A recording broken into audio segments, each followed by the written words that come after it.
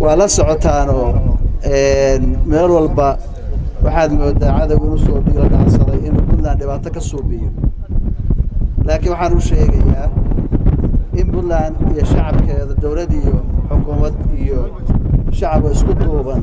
inay diyaar u yihiin inay dalkooda difaacdaan inay ilaashadaan waana ka adkaanayna oo xaqiiqadu taa way insha Allah idinka ilaa sababtoo ah baadil iyo xaq darro ayay ku socdaan annana xaq ayaan ku taaganaa Puntland cidna ma gardaraysato cidna ma daandaansato cid walba oo soo bida amni iyo wanaagna waa ay soo dhawaysaa oo hadda waxaan ka hadlaynaa markhaatiga dadkii madaxweynaha ka hadlayay inay niyad wanaag soo dhaweeyaan ilaahayna waa uu nagu taageerayo qalbiga iyaga wanaagsan iyo niyadeeda wanaagsan intaba iyo Soomaalinimada iyo Islaamnimada iyada ayaa naga dhaba u jeedaa marka Puntland way badbaadaysaa wayna jiraysaa iyadoo xoog leh oo wanaagsan oo qurux badan bay jiraysaa cadawgeedana waa isaga filantahay waxaan ka xumay inay jiraan dad dariskeena oo aad moodo inay taageerada shabaab ay waqti ku iibsanayaan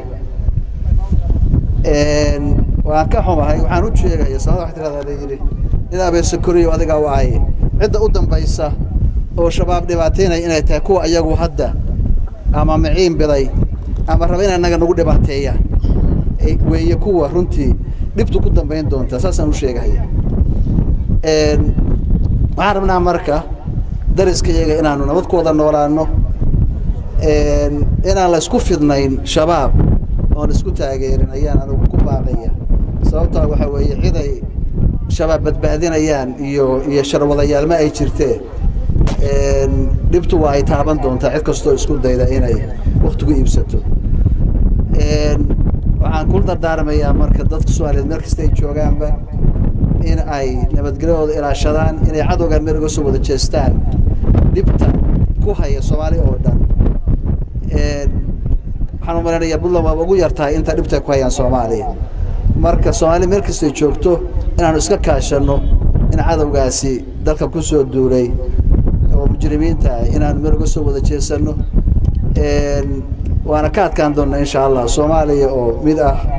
oo meel wada jeedo oo wanaagsan ayaan rajeynayaa insha Allah waqti aan dheeray